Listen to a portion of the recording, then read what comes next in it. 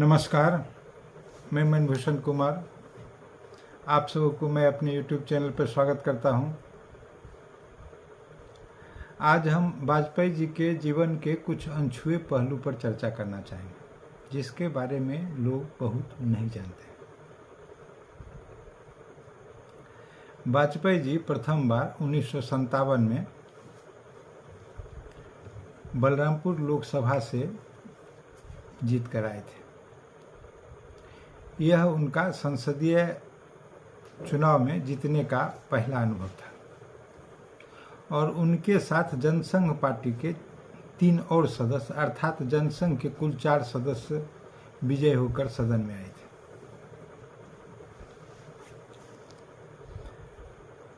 तो चारों सदस्य के लिए विधायी कोई अनुभव नहीं था।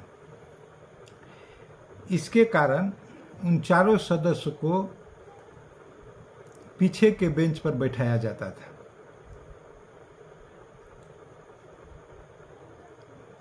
दल के सदस्यों की संख्या भी बहुत कम थी, जिसके चलते दल के सदस्यों का बोलने का भी अवसर बहुत कम दिया जाता था। एक बार तो ऐसी घटना घटी कि पंडित अटल बिहारी वाजपेयी को सदन में नहीं बोलने देने के कारण सदन से वॉकआउट करना पड़ा। लेकिन जब भी उनको मौका मिलता था, अपने समय का पूरा सदुपयोग करते थे। क्योंकि उनके पास अच्छी खासी भाषा था, संविधान का अच्छा ज्ञान था, पूर्व से प्रेस से जुड़े होने के कारण अनेक प्रकार का अलग से ज्ञान रखते थे। वो विदेश नीति के पहले से जानकार थे। वो एक बार 1957 में और फिर 1958 में लोकसभा में बोल रहे थे। लोकसभा में हिंदी में बोलने वाले उस समय के वे दूसरे सदस्य, उनसे पहले समाजवादी दल के ब्रजराज सिंह हिंदी में बोला करते थे। उस समय का सदन ऐसा था मानो अंग्रेजों का सदन हो, क्योंकि कोई हिंदी में लोकसभा में न राज्यसभा में बोला करता था। सिर्फ इंग्लिश ही इंग्लिश में चर्चा होती थी। और स्थिति ऐसी थी कि उस समय के लोकसभा अध्यक्ष M.A. अयंकर से अनुमति लेकर हिंदी में बोलने के लिए तब पंडित अटल जी हिंदी में बोला करते थे।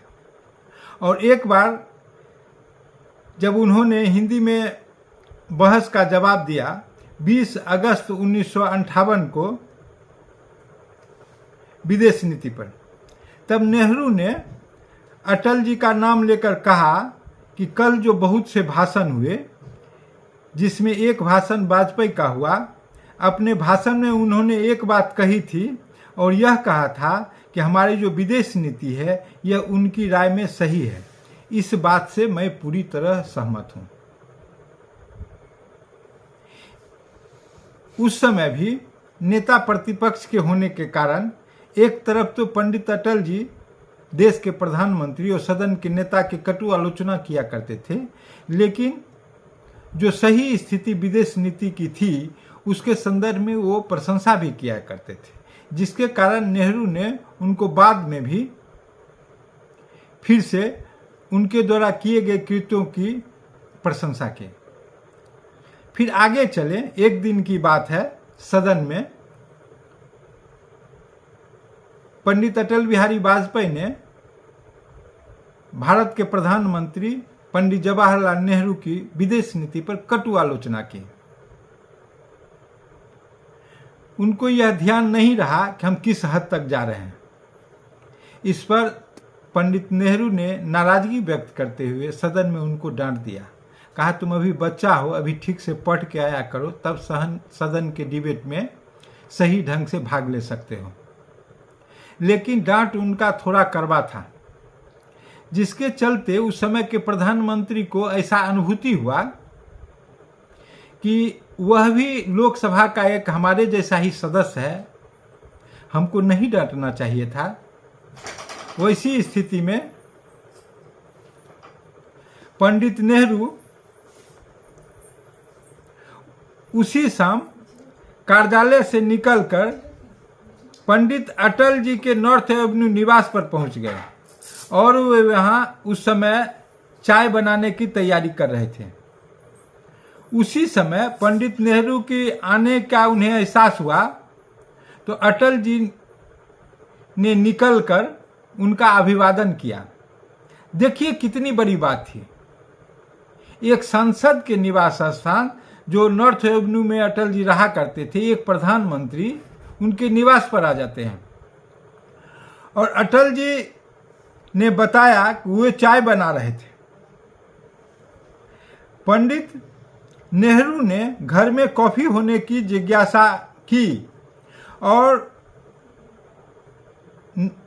अटल जी ने कहा कि कॉफी हमारे यहाँ उपलब्ध है। इस बात पर पंडित नेहरू ने कहा कि आज तुम हटो, मेरा इच्छा यह है कि आज तुम्हारे स्टोव पर हम स्वयं अपने हाथों से कॉफी बनाएं। और अटल जी हट गए और पंडित नेहरू ने स्वयं कॉफी बनाई। कॉफी प्रधानमंत्री के द्वारा बनाया गया था। नेहरू कॉफी की 2-4 चुस्की लेने के बाद कहा, आज मैं तुम्हें डांट दिया, बुरा तो नहीं माना? अटल जी ने उत्तर दिया, बिल्कुल नहीं, नया तो मैं हूं ही। मैं यह सोच रहा था कि कल से इतना पढ़कर जाऊंगा कि डांट खाने की नौबत नहीं आवे। इसके बाद पंडित अटल जी ने नेहरू को चरण छूकर प्रणाम किया, नेहरू से आशीर्वाद लिया और प्रधानमंत्री को उनके गाड़ी तक छोड़ने आए। यह घटना बहुत छोटी सी है लेकिन हृदय को छू जाने वाली है। एक प्रधानमंत्री का व्यवहार अपने सांसद के साथ किस प्रकार का होता है या होना चाहिए, वो इस बात को दर्शाता है। आज के प्रधानमंत्री और आज का सांसद क्या यह सोच सकते हैं? अगर यह वीडियो आपको पसंद आया हो तो सब्सक्राइब करें और बेल आइकन दबाने का काम करें।